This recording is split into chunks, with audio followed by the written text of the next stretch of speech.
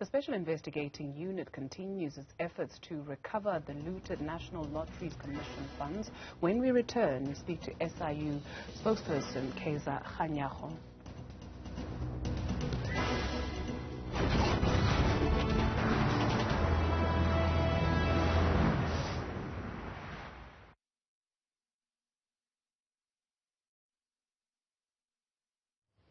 Tate Kganyago ke Dudu. Dumela, how are you, sir? I'm fine, and how are you, Dudu? I'm fine. Thank you so much for your time on this Sunday. I'm just a little bit off under the weather, but I'll be fine. No, why ke flu? Hey, flu here, summer when I shop. Yo, hi sharp ho hang. Khati orange juice ka pa di orange di sa le teng. Yeah, for the ginger, everything. Excuse me, but thank you for your time. We're coming to you shortly.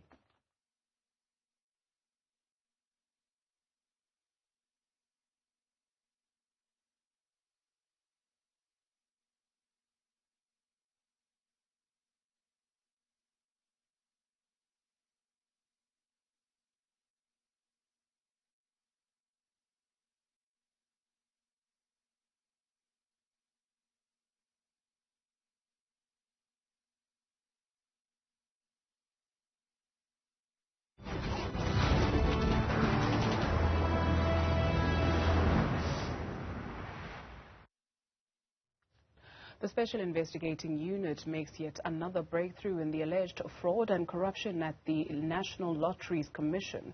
The SIU and the NPA's asset forfeiture unit were granted a preservation order to assets linked to fraud and corruption at over the value of 300 million rand at the NLC. The order is linked to the former Lotteries Commission board chair and senior staff who are accused of maladministration and fraud. We get the very latest from SIU Spokesperson Kaizer Kganyago. Thank you very much, sir, for your time this morning. Perhaps let's start with a little bit of background on this particular case of the former board chair. Good morning, and good morning to your viewers. You'll remember that in 2020, I think it was December, the President signed the proclamation R32 of 2020 to investigate the Lotteries Commission. And we started this investigation at that point to make sure that we look at what we call grant funding at the time. And then we found, for example, that the former chairperson of the board had diverted money through the NPOs, and they have now put it to buy a house of 27 million, you remember, and we freezed that house at that point. And there were many other senior officials that followed through. And then now the recent one is when we were looking at different other NPOs, we found that they were used to buy a phantom Rolls Royce for the former chairperson of the Lotteries Commission and other two relatives of his who also bought a 520 BMW and a 740 BMW, together with 4 properties, 2 in Louis Trichardt and 2 in Polokwane. So essentially the preservation order, what follows now? Is it a matter of days, or has it happened already what happens with those assets and the monies that were taken? Yes, once the preservation order is done, you can see here we are working with the asset forfeiture unit of the NPA. They are the ones who are assisting us to get this preservation order. Once we get that, we then send it to the people that are concerned, because we get it without their consent. And then later on, we send it to them to say, if any one of them feel they want to challenge that preservation order before it can be made a forfeiture order, then they have got the right to do so. We are now waiting for them to indicate whether they are going to challenge.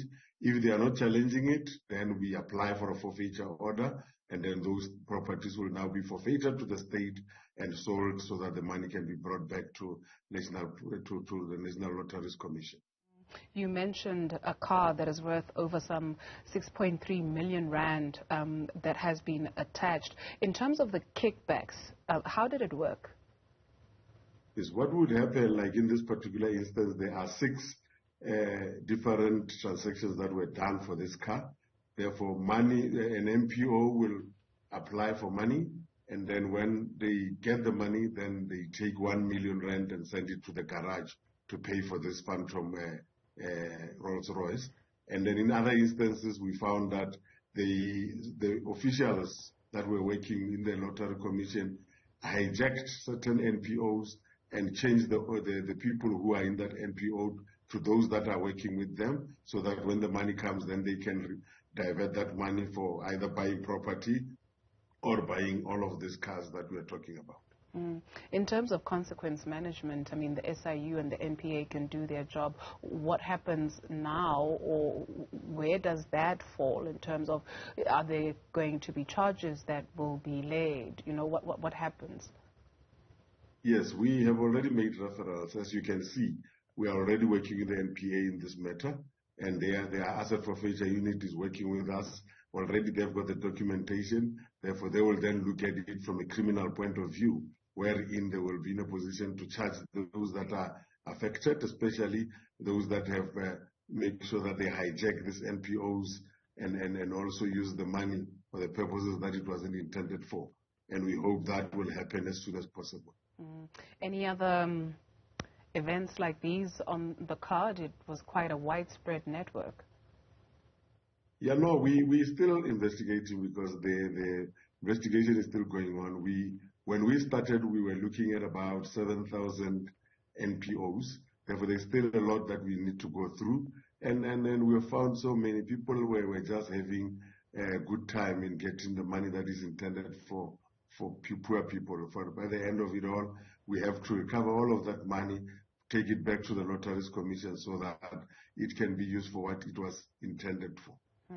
If you'd please indulge us, sir, before we let you go, because the Sunday Times on page 4 is reporting this morning, and I read that the Special Investigating Unit is considering whether to investigate allegations of top KwaZulu-Natal government officials colluding with a private company to siphon more than 1 million rand from the state under the guise of a consumer awareness campaign. The event was meant to take place in KwaMashu 2 months ago, but it never happened. We understand that you've since also received a box worth of information, and this is related to a certain department in the province, Economic Development and Environmental Affairs. Yes, definitely. I think this matter emanates from what the Democratic Alliance put out in the public space.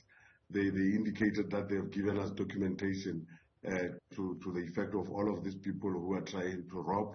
We are saying to them that, yes, the box has been dropped at the SIU in our KwaZulu-Natal office. But what we are then doing is we are going to look, because sometimes information can come on our table and you find that it doesn't have merit. We'll look as to whether there is merit to it. But secondly, we will look as to whether it complies with the mandate of the SIU, because the SIU is not investigating everything. We are only investigating corruption, maladministration, and malfeasance. Therefore, we've got to check all of that before we can say there is something to investigate, and then we will do a proclamation. There's still a long way to go. It's just that obviously we know, and now that it is that's silly season in the political space, a lot of this will continue to happen. Fair enough. Thank you very much, sir, for your time this morning, and you take care of yourself. SIU Spokesperson Kaizer Kganyago.